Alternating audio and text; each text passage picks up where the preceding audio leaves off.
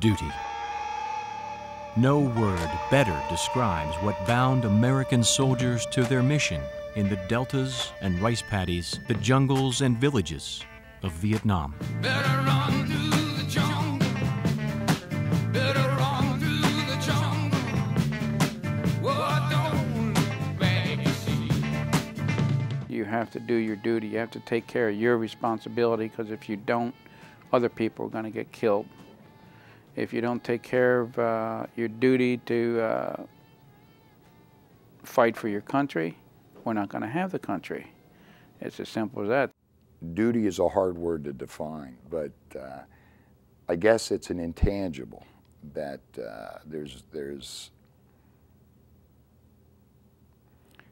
is a feeling of, I know what it's like, he knows what it's like, we've both been through it, we've done what our country asked of us, and therefore you have my respect. The Vietnam War taught me about life, taught me about death, taught me about pain, taught me about suffering, and it goes through you with the rest of your life. But in part, that still makes you a better person. Still makes you proud of what you did and what you are. We shall pay any price, bear any burden, meet any hardship, support any friend, oppose any foe, to assure the survival and the success of liberty. When John F. Kennedy made that declaration at his January 1961 inauguration, no one could have foreseen what America was to endure in the ensuing 12 years, least of all the 2.5 million men and women who would personify that pledge. I was a medical evacuation helicopter pilot. Our call sign, which is quite familiar to any infantry guy that served on the ground, was dust off. And it was our job, if we had wounded, whether they be American or South Vietnamese troops, to land, to get there as quickly as possible, often right in the middle of the firefight.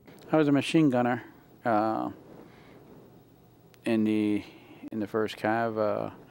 We would just walk through the jungle. We'd look for VC, or they'd send us in somewhere, or if there was someone under fire, we'd go in and help them out.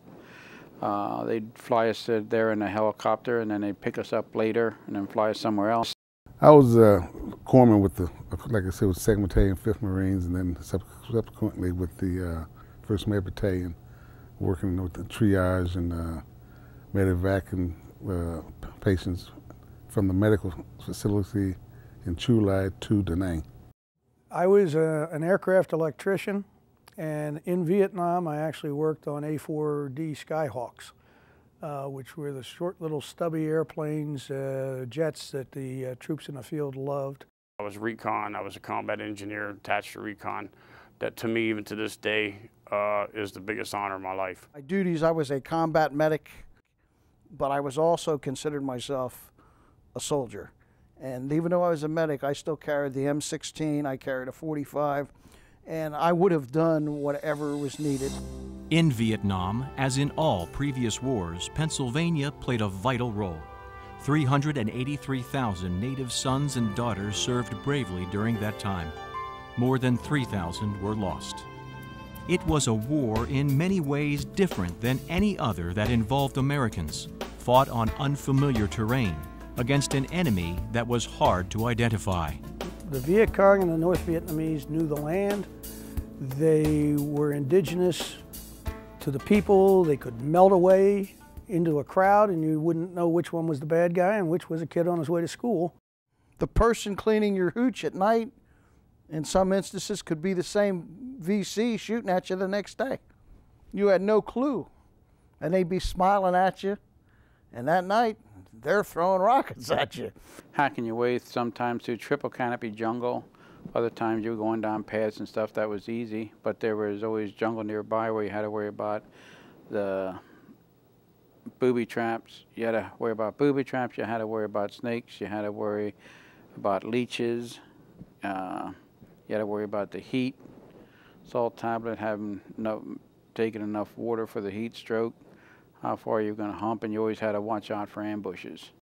You were taught in indoctrination of going to Vietnam. You never pick anything up. You never kick anything. And I know two of my best friends in Myrtle Beach who never paid attention to that class. One gentleman kicked a Coke can, and right behind him, here was a detonator, timed detonator that caught him and the next two guys behind him just for kicking the Coke can. So it was you're very aware and of everything that went on over there. If you didn't, you weren't coming back. If you weren't an observant person, you weren't coming back. It has been characterized as a living room or television war. For the first time, and from the comfort of their living room chairs, U.S. citizens could view daily and often graphic updates of what went right and what went wrong in armed conflict. Television brings it home to you. You know, the Vietnam War, as I said, was the living room war. When you're looking at nightly 18-year-old kids with their legs missing, their arms missing, the brutality of what goes on in war, that's tough for most people to comprehend. And we all were labeled the same, and we were all mistreated when we got back. And it was wrong. We deserve the thanks from our nation like everyone else did. We didn't ask to go over there. We were sent. The public didn't really know and could not make I think the way they treated a lot of the troops when they were coming home was wrong, but with that said, they were only acting on what they were hearing and seeing on the television. If they might have gotten the truth, I think it would have been a different story. But the news media often focused on the negative and sensational aspects of the Vietnam War. It no doubt had an influence on those Americans who, in more than any other war, demonstrated their opposition. But buried in that kind of coverage were countless stories reflecting the valor and honor and compassion of American military personnel. The guys covered for each other, they cared about each other, and if if you're running in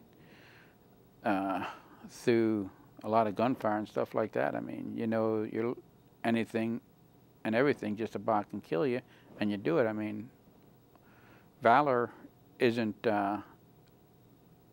lack of fear. Valor is overcoming your fears to do what you had to do, and that's what almost all of them did. Very few didn't. Dust off during the Vietnam War, if you look at the Surgeon General's website, we never had more than about 120 aircraft in the entire country. And in 10 years of the war, we're credited with saving 970,000 lives. So we felt like I said, you got to see the good you were doing. When you were flying hot pad, it was who's in trouble. And that was to me, that was an extremely important mission, because that meant there were guys out there, Army, Marines, ARVN, it didn't matter who they were in deep trouble when they called for air support. And we were able, one 24-hour period, we put 124 sorties out with 18 airplanes. And that was a record by, I don't think anybody had ever topped 100. A lot of people, when they see a person come in on their deathbed, it bothers them. To me, it didn't bother me, because I know with the proper care and what we had to work with, this person will soon be back up and walking. And when I see these guys, I sit there and I help nurse these people back to the point where they're up and out or able to be medevaced out. I felt really satisfied. 2.5 million Americans served in Vietnam from all branches of the military: Army, Navy, Marines, Air Force, Coast Guard. Most were men, but nearly 10,000 brave women also served. More than 58,000 died. More than 300,000 were injured.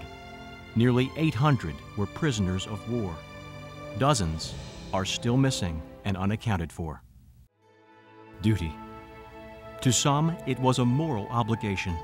To others, a legal one.